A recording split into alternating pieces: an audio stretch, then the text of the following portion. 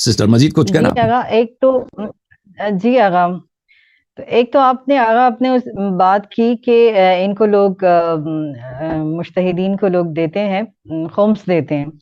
سوال یہ ہے کہ خمس دیتے ہیں تو وہ مجتہدین وہ اپنے اوپر تو لگاتے نہیں ہیں، ٹھیک ہے، وہ عوام کی ڈیولپمنٹ کے لیے، لوگوں کی جو وہ تو وہی ابو بکر والی بات ہے نا، ابو بکر والی بات ہے کہ فدق اگر اس نے غصب کیا تو اس نے اپنے پہ خرچہ نہیں کیا نا. ہاں فدق تو بھائی جب یہ فتویٰ دیتے ہیں کہ ہم کو دینا واجب ہے، یہ فتویٰ کیوں دیتے ہیں جب اس کی حدیث نہیں تو کیوں فتویٰ دیتے ہیں؟ ابو بکر کو ہم کہتے ہیں نا اس کو فدق لینے کا حق نہیں ہے، اس نے اب لے لیا، کہتا اچھے کاموں میں خرچ کیا، اس سے میں کام نہیں، اس نے کہاں خرچ کیا، اس کو لینے کا حق ہی نہیں تھا.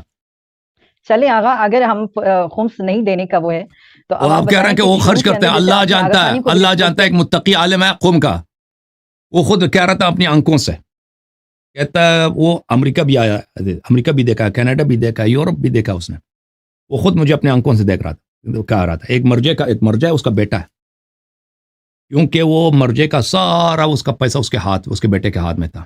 کہتا میں نے زندگی میں حالانکہ جو شخص امریکہ میں آیا نا، وہ ادھر سپر مارکیٹ میں جائیں تھا، بڑے شراب ہوتے ہیں، میں نے شراب کی اتنی بڑی بوتل نہیں دیکھی زندگی جو میں نے اس مرجع کے بیٹے کے گھر میں دیکھا. اور وہ خود مجھے بتاتا ہے کہ یہ مرجع کا بیٹا، یہ وہ اس کے باپ اس پہ ڈیپینڈ کرتا تھا، تو یہ کیسے اس کے پیسے کہاں پہ خرچ کرتا. تو یہ کہنا کہ یہ تو بڑے باتقوا ہیں، یہ تو سب اچھے کاموں میں خرچ کرتے ہیں، یہ بھی میں نہیں مانتا. بچے کاموں میں خرچ بھی کرتے ہوں نا، خرچ بھی کرتے ہوں تو پھر بھی جائز نہیں ہے کہ آپ خلاف نص فتویٰ دے دیں کہ خمس دینا ہمیں واجب ہے. آغا ایسے تو حضرت نوح کے بیٹے بھی اور ان کی بیوی بھی خلاف تھی ان کی، اور تو یہ مراجع حضرت نوح نہیں ہے، مراجع معصوم نہیں ہے، مراجع حضرت نوح نہیں ہے، مراجع کچھ بھی نہیں ہے. یہ بھئی یہ فتویٰ ان کا ہے نا، فتویٰ تو ان کا ہے کہ بھئی خمس ہم دینا ہمیں واجب ہے، کیوں حدیث کے موافق فتویٰ نہیں دیتے؟ اس کا فتویٰ ہمیں اس فتوے کا حدیث ہمیں نکال کے دینا ہو. اور جب شیعہ عوام سمجھتے ہیں کہ یہ تو صرف حدیث کی روح سے فتویٰ دیتے ہیں، اس کا حدیث کا میرا اسپیچ میں نے سیریز کیا اس پہ، وہ میری سیریز کو دیکھیں، حدیث کیا کہہ رہا ہے کہ خمس کہاں خرچ کرو، اور یہ کیا فتویٰ دیتے ہیں. تو پھر خود آپ دیکھ لو، خود دیکھ لو کہ جو امام ہے، مال امام ہے، وہ مال امام ہے، ان کو دینا واجب نہیں ہے. امام نے نہیں فرمایا کہ ان کو دے دو، تو یہ کی کہتے ہیں ہمیں واجب دینا واجب ہے.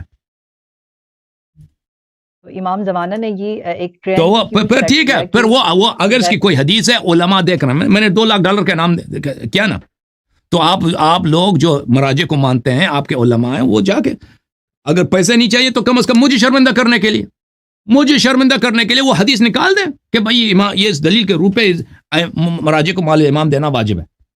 اگر نہیں ہے دلیل کوئی نہیں ہے، میں 9 مہینے سے انتظار کر رہا ہوں اور میں نے کہہ دیا کہ قیامت تک نہیں لا سکیں، تو پھر جان لو کہ اس غلط فہمی سے نکل جاؤ کہ یہ لوگ حدیث کی روح سے فتویٰ دیتے ہیں. بھائی میں نے حق کہا آپ کو، یہ حدیث کے خلاف فتویٰ بھی دیتے ہیں اور حدیث عوام سے چھپاتے بھی ہیں.